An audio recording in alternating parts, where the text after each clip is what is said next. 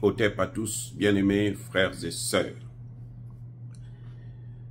Nous allons vous parler des crimes oubliés de la France en Afrique et dans le monde noir, c'est-à-dire en Polynésie. La France veut donner des leçons à la Russie. Il n'y a aucun... C'est-à-dire que ni la France, ni les États-Unis, aucun parmi ces deux pays surtout, parce que l'Angleterre jusqu'à aujourd'hui, ce que je sache, elle n'a jamais utilisé l'arme nucléaire, en tout cas pas en Afrique. Les États-Unis l'ont utilisé au Japon, alors que la guerre était déjà terminée. La France l'a utilisé en Algérie et en Polynésie, alors qu'elle n'était pas en guerre. Ouais, vous voyez le contraste? Comment la France peut aujourd'hui avoir le toupet de nous parler des droits de l'homme quand cette même France a lancé 193 bombes nucléaires en Polynésie pendant 30 ans? Et si plusieurs bombes nucléaires en Algérie pendant 6 ans. En Algérie, la France a même utilisé des bombes nucléaires aériennes. C'est-à-dire que ça pollue le ciel, ça pollue tout l'espace aérien. Et ce pays-là peut venir nous parler des droits de l'homme. Ce pays-là vient nous dire que non, c'est un pays de lumière. Ce pays-là vient nous donner des leçons sur la guerre. Elle était en guerre en Polynésie. La France était en guerre contre l'Algérie quand elle faisait ses essais nucléaires. Pourquoi les autres pays n'ont pas fait ça comme elle l'a fait? La France n'a fait aucun essai nucléaire sur le sol de la métropole. Aucun. Même pas un seul. Tous ces essais nucléaires ont été faits en Afrique et en Polynésie. Et vous allez en Polynésie. C'est-à-dire que c'est des espaces qui sont pollués qui seront pollués pendant au moins 24 000 ans. Attendez, je ne parle pas de 24 ans. Je parle de 24 000 ans. Ben oui, c'est ça que la France a fait. Dans un autre territoire, dans un territoire d'outre-mer, là où il y a des Noirs.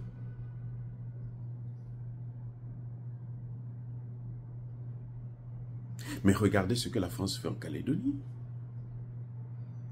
Regardez ce que la France fait en Calédonie. Les Caldoches, c'est quoi? Ce sont des prisonniers que la France, au début là, elle prenait d'abord des prisonniers. On leur donne de l'argent, on leur dit allez-y occuper l'espace là-bas.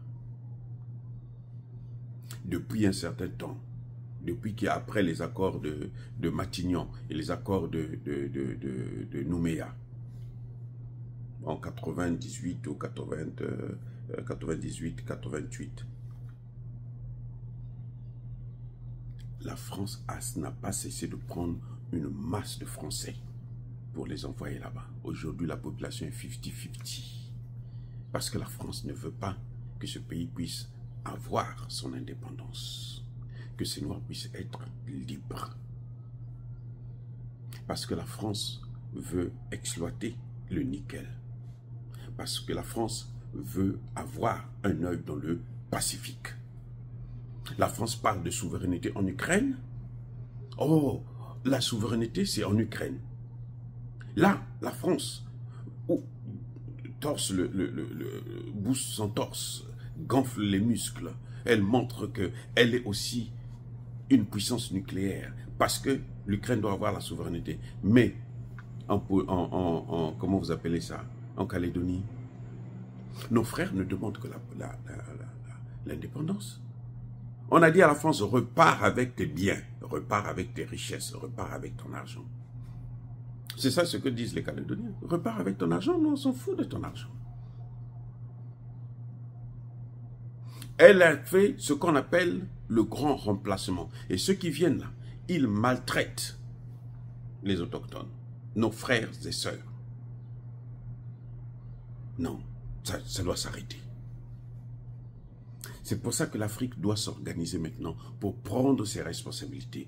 Parce que la Calédonie souffre à cause de l'Afrique. À cause de l'Afrique, pourquoi? Parce que l'Afrique n'est pas ce qu'elle devrait être.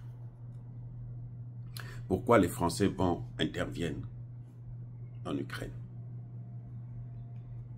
Parce que l'Ukraine est dans l'Europe. Pourquoi la Russie intervient en Ukraine? Parce que les Ukrainiens sont des Russes. Pour la plupart. Protéger leur peuple.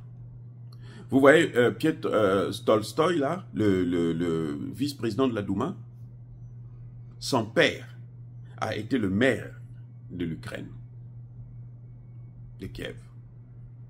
Son père a été le maire de Kiev. Ses grands-parents sont nés à Kiev.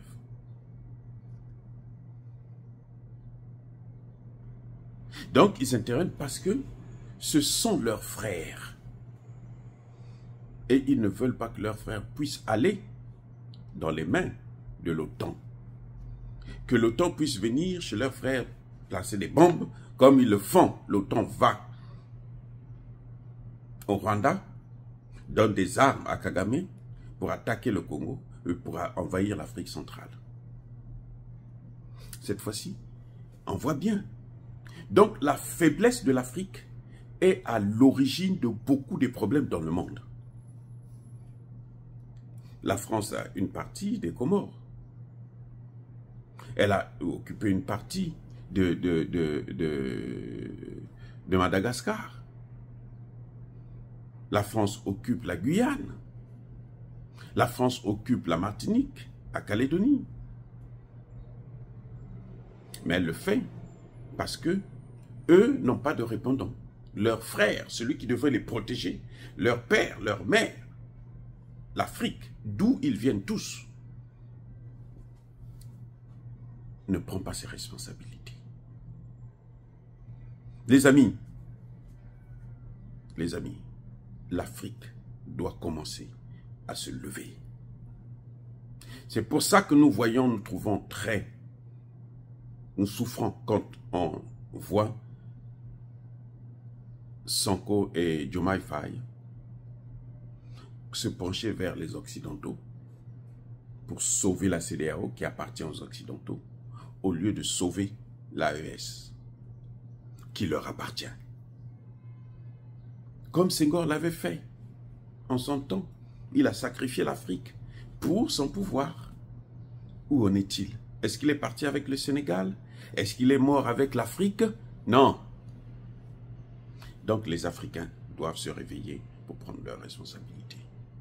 Le monde noir souffre à cause de l'Afrique, à cause de la faiblesse de l'Afrique, à cause de l'ignorance des Africains, à cause de l'irresponsabilité de l'Afrique et des Africains. C'est pour ça que le monde noir souffre. Et le monde noir ne devrait plus souffrir.